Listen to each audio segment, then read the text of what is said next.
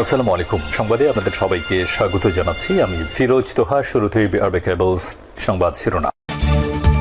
দর্শক, জানিয়ে দিব আমাদের হাতে পাওয়া সর্বশেষ আপডেট বাংলা সংবাদ। শুরুতে থাকবে সংবাদ শিরোনাম, পরে বিস্তারিত। আজ সন্ধ্যায় জরুরি ব্রিফিং করবেন বিরোধী দলীয় নেতা। তারপর জানিয়ে দিব রাষ্ট্রপতি শাহাবুদ্দিনের বিরুদ্ধে ট্রাইব্যুনাল অভিযোগ দায়। এখন জানিয়ে দিব সাবেক রাষ্ট্রপতি মোহাম্মদ শাহাবুদ্দিনকে গ্রেফতারের দাবির বিষয়ে যা বললেন স্বরাষ্ট্রমন্ত্রী। এবং সর্বশেষ জানিয়ে দিব রাষ্ট্রপতির শ্রদ্ধা শেষে হাতাহাতি থামাতে গিয়ে হেনস্থার শিকার প্রতিমন্ত্রী ইশরাক। দর্শক, এতক্ষণ শুনছিলেন সংবাদ শিরোনাম, এখন শুনবেন বিস্তারিত জানার আগে আপনি যদি আমাদের চ্যানেলে নতুন এসে থাকেন তাহলে অবশ্যই চ্যানেলটিকে সাবস্ক্রাইব করবেন। আর ভিডিওটি আপনি কোন জেলা থেকে দেখছেন এবং শুনছেন অবশ্যই কমেন্ট বক্সে লিখে যাবেন। এখন বিস্তারিত। আজ সন্ধ্যায় জরুরি ব্রিফিং করবেন বিরোধী দলীয় নেতা। রাষ্ট্রপতি মোহাম্মদ শাহাবুদ্দিনের পদত্যাগকে কেন্দ্র করে দলের আনুষ্ঠানিক অবস্থান জানাতে জরুরি প্রেস ব্রিফিং এর আয়োজন করেছেন বাংলাদেশ জামায়াতের ইসলামিক আমির। আজ সন্ধ্যা 6:30টায় রাজধানীর মিন্টো রোডে বিরোধী দলীয় নেতা সরকারি বাসভবনে এই প্রেস ব্রিফিং অনুষ্ঠিত হয়েছে। এতে মন্তব্য রেখেছেন জাতীয় সংসদের বিরোধী দলীয় নেতা ও বাংলাদেশ জামায়াতের ইসলামিক আমির ডক্টর শফিকুর রহমান। বিষয়টি গণমাধ্যমকে নিশ্চিত করেছেন জামায়াতের ইসলামিক সহকারী সেক্রেটারি জেনারেল এবং কেন্দ্রীয় প্রচার ও মিডিয়া বিভাগের সেক্রেটারি এহসানুল মাহমুদ জোবায়ের। তিনি জানান, রাষ্ট্রপতি মোহাম্মদ শাহাবুদ্দিনের পদত্যাগের বিষয়ে দলের আনুষ্ঠানিক প্রতিক্রিয়া ও অবস্থান তুলে ধরে ডক্টর শফিকুর রহমান অনেক বক্তব্য দিয়েছেন।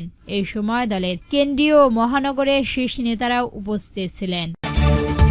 সাবেক রাষ্ট্রপতি শাহাবুদ্দিনের বিরুদ্ধে ট্রাইব্যুনালের অভিযোগ দায়। জুলাই গণ অভ্যুত্থানের মানবাধিকার বিরোধী অপরাধের ঘটনায় সদস্য সাবেক রাষ্ট্রপতি মোহাম্মদ শাহাবুদ্দিনের বিরুদ্ধে তদন্ত চেয়ে আন্তর্জাতিক অপরাধ ট্রাইব্যুনালের অভিযোগ দায় করার কথা রয়েছে।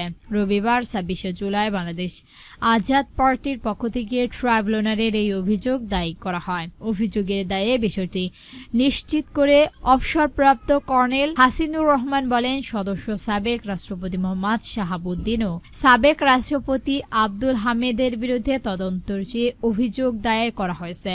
জুলাই গণঅভ্যুত্থানের এত মানুষ মারা গেছে। রাষ্ট্রের প্রতি বাহিনীর প্রধান হিসেবে মোহাম্মদ শাহাবুদ্দিন নিজের যুদ্ধ ঘোষণা করতে পারতেন, কিন্তু তিনি কোনো ভূমিকা রাখেননি। 5 আগস্ট পর্যন্ত আয়নাঘর, গুম, খুন ইত্যাদির বিষয়ে তিনি কোনো প্রতিবাদ করেননি। এসব অপরাধে তার মৌন সম্মতি ছিল, তাই এই অভিযোগ দায়ের করা হয়েছে। এদিকে ট্রাইব্যুনালের ব্রিফিংকালে বাংলাদেশ আজাদ পার্টি জানিয়েছেন, পিলখানা হত্যাকাণ্ড, শাপলা গণহত্যা, সরানো গুম, খুন সহ বাংলাদেশে যত হত্যাকাণ্ড হয়েছে এই ঘটনাগুলোকে সবসময় আব্দুল হামিদ ও মোহাম্মদ শাহাবুদ্দিন রাষ্ট্রপতি ছিলেন। আইনজীবীরা প্রায় একই কথা বলে থাকেন। সুপিরিয়র রেসপন্সিবিলিটি অর্থ একটি গণমাধ্যম এবং গণহত্যার সময় যেখানে রাষ্ট্রের বা দলের সর্বোচ্চ যে ব্যক্তি থাকেন তার উপর মূলত ওই অপরাধের দায় বাতরায়। তৎকালীন সময়ে রাষ্ট্রপতি তিনি বাহিনীর প্রধান হওয়ার যারা ফ্যাসিস্ট সরকারকে সহায়তা দিয়েছিলেন, নিরাপত্তা দিয়েছিলেন এবং অন্যায়গুলোকে প্রতিবাদ করেননি এবং ক্ষমতা সুবিধাজনকভাবে ভোগছিলেন, সেজন্য তাদের এসব অন্যায়ের দায় এড়াতে পারেন না। এই কারণে বাংলাদেশ আজাদ পার্টির পক্ষ থেকে অভিযোগ দায়ের করা হয়েছে। এদিকে জুলাই গণঅভ্যুত্থানের সময় পলাতক সাবেক প্রধানমন্ত্রী শেখ হাসিনাকে সহযোগিতা করার অভিযোগ এনে সদস্য সাবেক রাষ্ট্রপতি মোহাম্মদ শাহাবুদ্দিনের বিরুদ্ধে ট্রাইব্যুনালের প্রাথমিক একটি অভিযোগ দাখিল করেছেন রাষ্ট্র সংলাপ ফোরামে। রবিবার ট্রাইব্যুনালের এই অভিযোগ দায়ের করা হয়।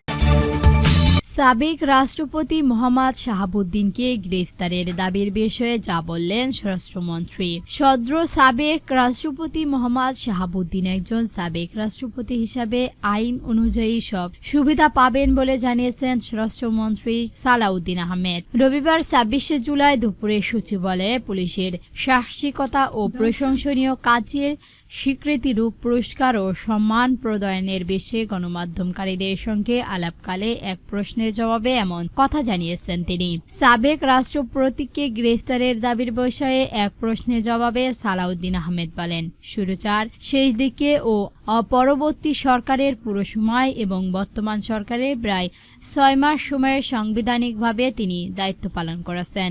বিধিবিধান অনুযায়ী তিনি এই দায়িত্ব পালন করে গেছেন। আমরা রাষ্ট্রপতির সহযোগিতা পেয়েছি। এই সময়টা সংবিধান অনুসরণ তিনি প্রভিলযোগ ছিলেন। তার বিরুদ্ধে ফৌজদারি অপরাধ কিংবা এ বিষয়ে আদালতি কোনো মামলা করা যায় না। এই বহির্ভূত কোনো সময়ে যদি কেউ কোনো বক্তব্য দিয়ে থাকে সেটি তাদের স্বাধীনতায় আছে। তবে আমরা আমার আমলে নেওয়ার মতো কোনো বিষয় এখনো দেখিনি। স্বরাষ্ট্রমন্ত্রী বলেন, যারা তার বিরুদ্ধে বক্তব্য দিয়েছেন তাদের সেটি অধিকার আছে। গণঅভ্যুত্থানের পরবর্তী সময়ে আমাদের প্রত্যাশা ছিল মানুষের কথা বলার স্বাধীনতা থাকবে, সেটা আছে। এনসিপি সহ বিভিন্ন দলের পক্ষ থেকে তার বিরুদ্ধে কিছু অভিযোগ উত্থাপন করা হয়েছে, তবে আমলে নেওয়ার মতো কোনো বক্তব্য সেখানে নেই। অপর এক প্রশ্নের জবাবে তিনি বলেন, সাবেক রাষ্ট্রপতি হিসাবে আইন অনুযায়ী সব সুবিধা পাবেন মোহাম্মদ সালাউদ্দিন, এবং তবে তার প্রোটেকশনের জন্য এসএসএফ এর পিজিআরসি সহ 6 মাসের একটি বিধান আছে। এছাড়া পুলিশ ও অন্যান্য সংস্থান থেকে তার নিরাপত্তা ব্যবস্থা গ্রহণ করা হবে। আইন অনুযায়ী যেসব সুবিধা রয়েছে তার সব সুবিধা পাবেন তিনি। রাষ্ট্রপতির শ্রদ্ধা শেষে হতাহতের ঘটনা ঘটছিল। থামাতে গিয়ে হেনস্থার শিকার হয়েছেন প্রতিমন্ত্রী ইশরাক। মুক্তিযুদ্ধ বিষয়ক প্রতিমন্ত্রী ও ঢাকা 6 আসনের সংসদ সদস্য ইশরাক হোসেনকে ঘিরেই ধস্তাধস্তি ও উত্তেজনার একটি ঘটনা ঘটেছে। আজ রাষ্ট্রপতির শ্রদ্ধা নিবেদন শেষে সংসদ ভবন এলাকায় এই আকাঙ্ক্ষিত পরিস্থিতি তৈরি হয়।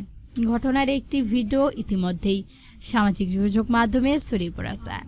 ভিডিওটি দেখা যাচ্ছে জাতীয় নেতার কবরের শ্রদ্ধা নিবেদন শেষে ফেরার পর প্রতিমন্ত্রী ইশরাক হোসেনের সামনেই দলীয় কর্মী ও উপস্থিতি লোকজনদের মধ্যে তর্ক বিতর্ক শুরু হয়। এক পর্যায়ে পরিস্থিতি হতাহতের রূপ নেয়। উত্তেজনাপূর্ণ প্রতিশ্রুতি এবং পরিস্থিতি নিয়ন্ত্রণে আনতে প্রতিমন্ত্রী নিজেই এগিয়ে গেলে তাকে ঘিরেও ধাক্কাধাক্কি শুরু হয়। এই সময় এক পুলিশ সদস্য পেছন থেকে প্রতিমন্ত্রীকে ধরে নিরাপত্তায় সরিয়ে দেওয়ার চেষ্টা করেন। পরে পুরো ঘটনা জুড়ে উপস্থিতি ব্যক্তিদের মধ্যে চরম উত্তেজনা দেখা যায়। ঘটনার ভিডিওটি সামাজিক যোগাযোগ মাধ্যমে ছড়িয়ে পড়ার পর তা নিয়েই রাজনীতিকর মহলে বেশ আলোচনা শুরু হয়েছে। তবে ঠিক কী কারণে এই ঝামেলা সূত্রপাত সে বিষয়ে সংশ্লিষ্ট বা দায়িত্বশীল কারো পক্ষ থেকে তাৎক্ষণিকভাবে কোনো বিস্তারিত কোনো বক্তব্য পাওয়া যায়নি। দর্শক, আজকে সংবাদ ছিল পর্যন্তই। ভিডিওটি ভালো লাগলে অবশ্যই একটি লাইক দিবেন, আর এরকম নতুন নতুন নিউজ পেতে আমাদের চ্যানেলটিকে সাবস্ক্রাইব করে আমাদের সঙ্গে থাকবেন। ভিডিওটি সম্পূর্ণ দেখার জন্য ধন্যবাদ।